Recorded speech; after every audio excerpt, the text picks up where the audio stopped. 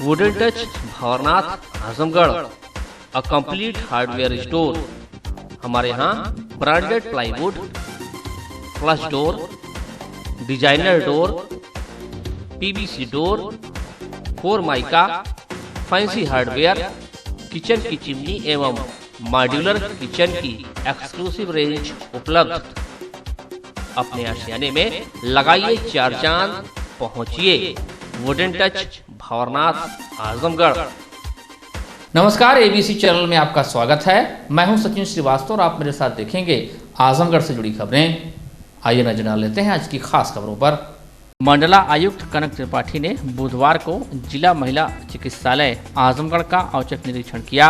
निरीक्षण में जहां अस्पताल की साफ सफाई, ओपीडी, भर्ती मरीजों को अनुमन्य सुविधाएं संतोषजनक पाई गई, वहीं अस्पताल स्टाफ के बार निर्देश के बावजूद महिला मरीजों द्वारा सोशल डिस्टेंसिंग में बरती जा रही लापरवाही पर असंतोष व्यक्त किया। अस्पताल में जारी ओपीडी के निरीक्षण के दौरान वहां मौजूद कतिपय महिलाओं द्वारा मास्क नहीं लगाया था, जिस पर मंडलायुक्त ने उपस्थित सभी मरीजों से कहा कि भारत सरकार, राज्य सरकार के स्वास्थ्य मंत्रालयों द्वारा जारी दिशा निर्देशों के अनुपालन में जब भी घर से जाना हो तो मास्क का प्रयोग अवश्य करें। उन्होंने मरीजों को समझाया कि कोरोना वायरस के संक्रमण से बचाव एवं फैलाव रोकने हेतु सुरक्षा की दृष्टि से मास्क, रुमाल, गमछे आदि के माध्यम से नाक और मुंह को ढकना अनिवार्य है। मंडला आयुक्त कनक त्रिपाठी ने निरीक्षण के समय दवाओं की उपलब्धता, मेजर ऑपरेशन आदि के संबंध में सीएमएस डॉक्टर अमिता अग्रवाल से विस्तार से जानकारी ली। इस दौरान अवगत कराया गया कि आने वाले मरीजों की थर्मल स्कैनिंग नहीं की जा रही है, जबकि अस्पताल में थर्मल स्कैनर उपलब्ध है। इस पर मंडलायुक्त ने निर्देश दिया कि अस्पताल के मुख्य प्रवेश द्वार पर होमगार्ड की ड्यूटी लगाई जाए तथा उन्हीं के माध्यम से आने वाले सभी मरीजों एवं उनके परिजनों की थर्मल स्कैनिंग कराई जाए। इसी के साथ ही उन्होंने यह भी कहा कि सैनिटाइजर की भी व्यवस्था की जाए। यहाँ पर औचक निरीक्षण किया था और अस्पताल की व्यवस्था बहुत ही चुस्त दुरुस्त पाई गई और बहुत ही सफाई अच्छी थी। और मरीजों से भी मैंने पूछा, उन्होंने भी बताया कि उनके लिए उनकी प्रॉपर देखभाल हो रही है। इसके लिए सीएमएस को मैं बधाई दूंगी। जी, कमियाँ बस यही पाई गई कि यहाँ पे जो कुछ मरीज जो थे वो मास्क नहीं लगाए हुए थे। इसके बारे में आपसे कह दिया गया है डॉक्टर साहब से कि वो पब्लिक एड्रेस सिस्टम से लगातार जो है इस बारे में अनाउंस कराती रहें। पब्लिक यहाँ बहुत आती है, गाँव पब्लिक भी आती है, यहाँ घर में सेटिंग होती है ना सेंट्रलाइजर। आज हाँ, ये भी देखा गया था कि यहाँ पर थर्मल स्कैनिंग के लिए डॉक्टर साहब को कह दिया गया है। अब गेट पर ही थर्मल स्कैनिंग हुई और सैनिटाइजर दिया गया है। पालन नहीं किया जाता है, वो मैंने देखा है, क्योंकि भीड़ ज़्यादा थी और पब्लिक भी अवेयर नहीं है इस बारे में, इसलिए पब्लिक एड्रेस सिस्टम की बात कही गई है। और डॉक्टर साहब इस बारे में इसको अनुपालन सुनिश्चित कराएंगे। कुछ दिन बाद, 2-4 दिन बाद मैं भी इसको दिखवाऊंगी, औचक निरीक्षण कराऊंगी। उत्तर प्रदेश सरकार ने महिलाओं के साथ हो रहे उत्पीड़न से उन्हें मुक्ति दिलाने के लिए 181 महिला हेल्पलाइन का गठन किया था, जिसका मुख्य उद्देश्य समाज में जो भी महिलाएं उत्पीड़न का शिकार हैं या पारिवारिक हिंसा से ग्रस्त हैं, ऐसी महिलाओं को न्याय दिलाना था, जिससे कि इन पीड़ित महिलाओं को समाज की मुख्य धारा से पुनः जोड़ा जा सके। प्रदेश में गठन के बाद जनपदों में भी 181 का गठन हुआ। 24 जून 2017 को आजमगढ़ जनपद में भी 181 महिला हेल्पलाइन शुरू की गई और इसमें 4 महिलाओं व 2 पुरुष ड्राइवरों को नियुक्त किया गया। जिले में 181 महिला हेल्पलाइन के कर्मचारी लगातार 3 वर्षों से अपराधग्रस्त और घरेलू हिंसा का शिकार महिलाओं को न्याय दिलाते रहे। पीड़ित महिलाओं का दुख दर्द बांटकर उनके जीवन को खुशहाल बनाते रहे। लेकिन आज उत्पीड़न का शिकार महिलाओं को न्याय दिलाने वाली 181 हेल्पलाइन की इन महिला कर्मचारियों को खुद न्याय नहीं मिल पा रहा है। प्रदेश सरकार ने 181 महिला हेल्पलाइन को बंद करने का निर्णय लिया है। इन कर्मचारियों को 1 माह का वेतन देकर घर जाने के लिए कह दिया गया है, जबकि इनका 1 वर्ष का वेतन पहले से बकाया है, जिससे इनके समक्ष रोजी रोटी का संकट खड़ा हो गया है। सरकार के निर्णय से कर्मचारी सदमे में हैं। उनका कहना है कि 3 साल हमने मेहनत से काम किया और उसका यह सिला मिला। भावुक कर्मचारियों ने बकाया वेतन भुगतान और उन्हें कहीं अन्य विभाग में एडजस्ट करने की मांग किया। यहाँ यहाँ पे 24 जून 2017 से जो है 181 में काम स्टार्ट किया था। यहाँ पे उन पीड़ित ग्रसित महिलाओं की जो है हम लोग काउंसलिंग करते थे, उनको आश्रय दिलाते थे, बच्चों के जो है बच्चों को शेल्टर प्रोवाइड करवाते थे और बहुत सारे केसेस जो है हमारे पास वकील लेकर के आते थे, उनको भी हमने टेकअप करते थे। हम लोग रात दिन जो है एक करके हम लोगों ने काम किया। किस तरह का आप लोग देखते थे, किस तरह के काम में रहते थे? हम लोग का था डोमेस्टिक वायलेंस हो गया, दहेज उत्पीड़न हो गया आपका, और हाँ मतलब महिलाओं के ऊपर जो भी घटनाएं घटती हैं उनके जो है सारी घटनाओं से जो है हम लोग काम करते थे, चाहे वो बच्चे के छोटा बच्चा हो, बच्ची हो या महिलाएं हो, जो भी घटनाएं उनके साथ ग्रसित होती थी वो हम लोग काम करते थे। ये होता था हम लोग का कि बहुत सारे केसेस जो है 181 से आ जाते थे तो उनको हम लोग टेकअप करते थे, गांव में जाकर के भी हम लोगों ने टेकअप किया है। बहुत सारे बच्चे जो है नाली में पड़े हुए मिलते थे, उनको भी हम लोग टेकअप करते थे और उनको जो है आश्रय दिलाते थे। बहुत सारे ऐसे मजदूर हैं, महिलाएं जो कि मार खाती थी, पिटती थी, जो अपने घर में नहीं रह पाती थी, उनको हम लोगों ने आश्रय दिलवाया कि वो अपने घर में अच्छे से रह सकें। और आज वो महिलाएं कहती हैं कि हमने 181 की वजह से जो है आज हम अपने घर में सुरक्षित हैं। लेकिन आज ये समस्या हम लोग के सामने खड़ी हुई है कि आज हम 75 डिस्ट्रिक्ट की जो है सुगमकर्ता 181 की आज जो है बहुत परेशान हैं कि हम लोगों को 1 साल से जो है वो वेतन नहीं दिया गया है। और 181 की गाड़ी भी, पहले 181 की गाड़ी हम लोगों से ले ली गई कि ये कहा गया कि नहीं पैसा आएगा, लेकिन अभी पैसा भी नहीं हम लोगों का आया है। हम लोग का करीबन 1.5 से 2 लाख जो है पर व्यक्ति जो है वो पैसा हम लोग का फंसा हुआ है। और सरकार आज एकाएक ये कह दे रही है कि 181 को बंद किया गया है। और हमारे यहाँ तो अभी ये स्थिति नहीं हुई है, लेकिन और ज़िलों में जो 75 डिस्ट्रिक्ट है वहाँ पे ये स्थिति हो चुकी है कि डीपीओ सर के द्वारा या जो है सेंटर मैनेजर के द्वारा जो है उनको लिखित में दे दिया जा रहा है कि आप लोग जो है वो ऑफिस छोड़िए, आप लोग अपने घर रहिए, आप लोग को जॉब जो है वो ख़त्म हो चुकी है। तो आप ही हम सरकार से ये कहना चाहते हैं, हमारी सरकार से अपील है ये कि हम लोग अब कहाँ जाएं। एक तो लॉकडाउन की वजह से हम लोग खुद ही कुछ लोग जो हैं वो अपने घर पे रह रहे हैं, लेकिन कुछ लोग जो है किराए के मकान में रह रहे हैं। बहुत सारी ऐसी हमारे सुगमकर्ता हैं जो कि बच्चों का फीस नहीं भर रही हैं, जिसकी वजह से बच्चे उनके घर पे आके बैठे हुए हैं। बहुत लोग अपने माता पिता को जो है इसकी मतलब इस पैसे मिलते थे उनसे उनका गुजारा करते थे, लेकिन आज वो भी बहुत बेचारी की स्थिति में है। जब लोगों ने ये सुना कि 181 को अचानक से बंद कर दिया गया है तो बहुत सारी जो है सुगमकर्ता बेहोश हो गई हैं, बहुत सारी एडमिट हैं, किसी को ड्रिप लग रहा है। तो आज हम लोग बहुत परेशान हैं। हम सरकार से यही चाहते हैं कि इसका रीज़न बताया जाए कि 181 को क्यों बंद किया जा रहा है। हम लोगों ने काम तो काफ़ी किया है, लेकिन इसका कोई रिजल्ट हम लोग के सामने नहीं आ रहा और आज हम लोग बेघर हो गए हैं। तो हमारे पैसे भी हम चाहते हैं कि सरकार से हमारे पैसे दिए जाए और हमें कहीं ना कहीं, ठीक है आप 181 को बंद कर रहे हो तो हमें कहीं ना कहीं आप एडजस्ट करो, कहीं ना कहीं आप हमें रखो। ऐसे हम कहाँ जाएंगे। कोई 1 साल से वेतन नहीं मिला है, गवर्नमेंट से है, दिक्कत वहीं से आई है। क्या हो रहा है अब आगे उन लोगों को पता होगा, यहाँ से तो कुछ पता नहीं है। एक बैग हटाने की बात आ गई है कि आपको 1 महीने की सैलरी दे दी जाएगी और बस वहाँ से हट जाइए आप लोग।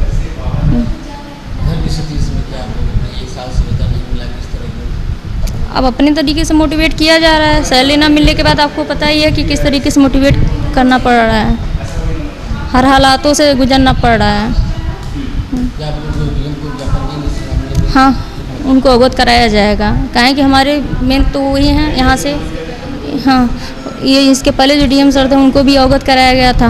हाँ, अब ये नए हैं, इनको अवगत नहीं कराया गया था, आज इनको भी अवगत करा दिया जा रहा है।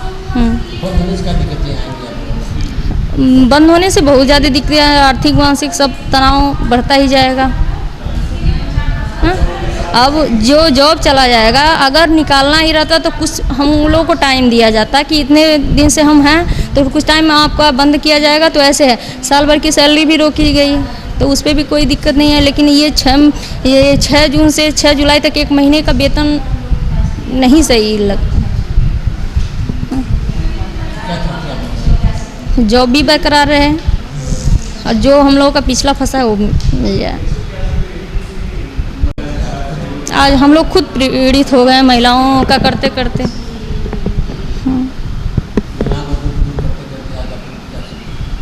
हम लोग खुद पीड़ित हो गए हैं।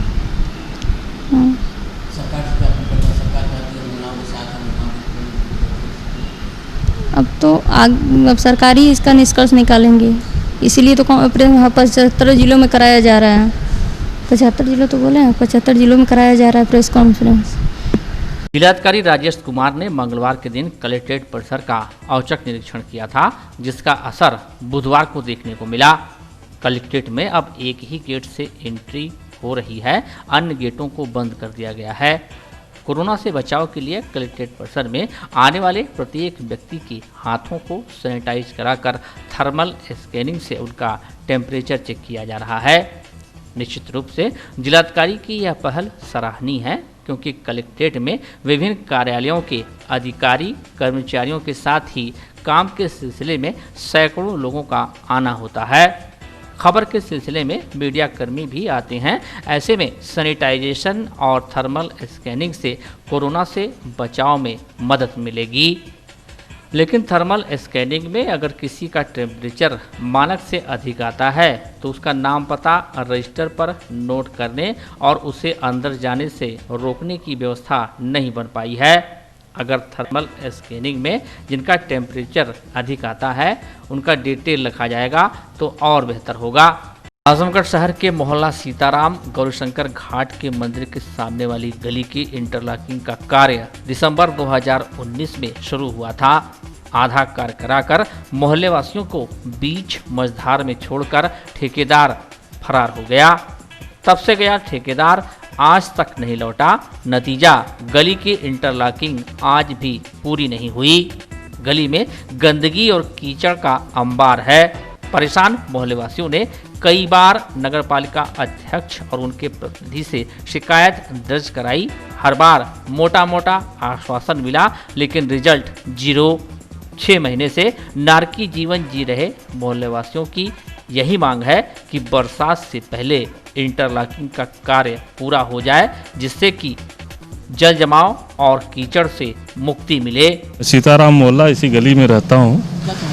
समस्या ये है कि पिछले गली में तो समस्याएं ही समस्याएं हैं, लेकिन फ़िलहाल ये समस्या है कि पिछले दिसंबर से ये गली का फिर से रिनोवेशन हो रहा था, फिर से बनवाया जा रहा था और कई पार्ट में ये गली बनी और लास्ट में आज तक ये स्थिति है कि इस गली का जो बाहरी पार्ट है, बाहरी भाग है, उसको वैसे ही खोद करके छोड़ दिया गया। आने जाने वालों के लिए तमाम समस्याएं हैं। अगर कोई बीमार पड़ जाए, साफ़ सफाई की समस्याएं हैं और नगर पालिका का इस पर कोई ध्यान नहीं है। कितनी बार शिकायत किया गया तो उन्होंने कहा कि बजट नहीं है। अगर बजट नहीं है तो गली का जब गली बनना स्टार्ट हुई थी, जब एस्टीमेट बना होगा तो बजट भी रहा होगा और इस गली को पूरा कंप्लीट कराने का बजट पास हुआ होगा। तो ये गली आज तक क्यों छूटी हुई है, मैं नगर पालिका अध्यक्ष से ये पूछना चाहता हूँ। मैं ये चाहता हूँ कि इस गली को तत्काल बनवाया जाए, जल्द से जल्द इस काम को पूरा करवाया जाए। गली में साफ़ सफाई की व्यवस्था की जाए। यहाँ पे कूड़े भी नहीं उठाए जाते हैं। परमानेंट यहाँ पे कोई न कोई व्यवस्था की जाए कि कूड़े रखने की, कूड़ा उठाने की और यहाँ पे लोगों के व्यवस्था की जाए। मोहल्ला सीताराम इसी गली का रहने वाला हूँ। मामला ये है कि पिछले दिसंबर से ये है, जो कि गली में नहीं तो हम लोग खड़ंजा उखड़वाया गया, तो पहले ही उनसे बोला गया ठेकेदार साहब से कि आप उखाड़िएगा तो तत्काल उसको बना दीजिएगा। तब से वो उखड़ा हुआ है और नालियों का पानी सभी के गली में नहीं तो उपरांत आती, जिसमें कुछ औरतें हैं जो पूजा करने वाली हैं, वो जाती हैं, उनको नालियों के पानी से गुजर के जाना पड़ता है और कीचड़ा इतना हो जाता है कि कूड़ा उसमें समय समय से उठता नहीं है और गली अभी तक कुछ सुधार हुआ नहीं है। आने वाले समय में और दुर्गम नहीं तो होने वाला है कष्ट हम लोग को, क्योंकि गली बनने वाला नहीं है, जो कि हम लोग 3 बार नगर अध्यक्ष जी से जाके कहा भी गया, यहाँ के सभी लोग के पदाधिकारियों से भी कहा गया, लेकिन कोई सुनने को तैयार नहीं है। यही दिक्कत है हम लोग को। चाहते यही है कि गली हम लोग का बन जाए, कूड़ा यहाँ से नियंत्रण उठता रहे और नाली सही से कर दिया गया, गली ठीक से बन जाए। नगर पालिका जी से जब बोला जाता तो यही सुनने को मिलता है कि ठेकेदार नहीं तो कहीं गए हुए हैं, पैसा अभी आया नहीं है, यही सुनने को मिलता है। हो जाएगा 1 हफ्ता 10 दिन का आश्वासन मिलता रहता है हम लोग को। सीताराम मोहल्ला इसी गली के रहने वाले हैं। दिसंबर से गड़बड़ है, आधी गली बनी आधी पड़ी हुई उसी तरह, पानी नहीं बरसता है, बहुत दिक्कत होता है आने जाने लोगों को। जल्द से जल्दी गली बनाया जाए। हाँ सभी लोग गए थे, क्या तकलीफ वहाँ से कोई रिस्पॉन्स नहीं मिल रहा है। अब क्या चाहते हैं? गली को बनाया जाए जल्द से जल्द, बारिश से पहले बनाया जाए, क्योंकि अभी बारिश हुआ 2 दिन पहले, बहुत कचरा हो गया था, आने जाने में दिक्कत हो रहा है लोगों को। साफ सफाई भी, गंदगी यही देखिए लगा हुआ है, कूड़े का अंबार है, साफ सफाई कोई नहीं ध्यान देती है। वहीं गली की समस्या को लेकर स्थानीय सभासद मिथुन निषाद का कहना है कि नगरपालिका अध्यक्ष के प्रतिनिधि से बातचीत हो गई है, 2-3 दिन के अंदर कार्य शुरू हो जाएगा। आश्वासन तो मिला, क्या काम पूरा होगा यह आने वाला समय बताएगा। ये मामला जैसे कि कोई ठेकेदार जो इनको काम मिला था, ये उनको मिला था कि आपको 14वां वित्त का काम है, उनको बाद में पता चला कि ये राज्य वित्त से काम है, तो उन्होंने काम बंद कर दिया। आधा ज़्यादा काम कर ले, 1 दिन का काम बचा हुआ है, जिसमें आज हम लोग सुबह नगर पालिका अध्यक्ष प्रतिनिधि से हम लोग मिले थे हनी भैया से, तो उन्होंने 2 या 3 दिन का आश्वासन दिया कि मैं करवाऊँगा उसको। अगर हम लोग ने कहा कि अगर आप 2-3 दिन में नहीं करवाएंगे तो हम लोग अपने जेब से चंदा लगा के गली को पूरा किया करेंगे। तो उन्होंने 3 दिन का समय लिया है। उसके बाद गली पेंडिंग पड़ी 22 मार्च से पुलिस अधीक्षक से न्याय की गुहार लगाने आया यह शख्स शैलेंद्र यादव निवासी बहोरी भगवानपुर थाना बिलरियागंज है। पंचर बनाकर अपने परिवार का भरण पोषण करने वाले शैलेंद्र को पिछले 9 महीने से न्याय नहीं मिल पा रहा है। दरअसल सितंबर 2019 को इनका अपने भाई व भतीजों से झगड़ा हुआ था। भाई और उनके लड़कों ने पीड़ित शैलेंद्र और उनकी पत्नी सुशीला को बुरी तरह से मारा पीटा था, जिसके संबंध में स्थानीय बिलरियागंज थाने में NCR दर्ज हुई, लेकिन आज तक इन्हें न्याय नहीं मिला। थक हार कर शैलेंद्र SP दरबार पहुंचे और कार्रवाई की मांग किया। हमारे पिताजी आज 10 साल तक हमें बंटवारा नहीं किए थे, 10 साल के बाद हमें उन्होंने बंटवारा कर दिया 50-50% का। हमारा हिस्सा उत्तरी साइड लगा, उनका हिस्सा, मेरे भाई का हिस्सा दक्षिणी साइड लगा। मैं अपने खेत में केला काटने गया तो उनकी औरत और उनके बच्चे मिलकर मारने लगे और मार पीट करके हमने कुछ नहीं किया। वो हम आके NCR मुकदमा दर्ज किए। उसके बाद चार्जशीट न्यायालय अभी तक नहीं गई और यहाँ से जब भेजे तो जब बोलो तो ये नायब दरोगा कहते कल भेज दूँगा, परसों भेज दूँगा।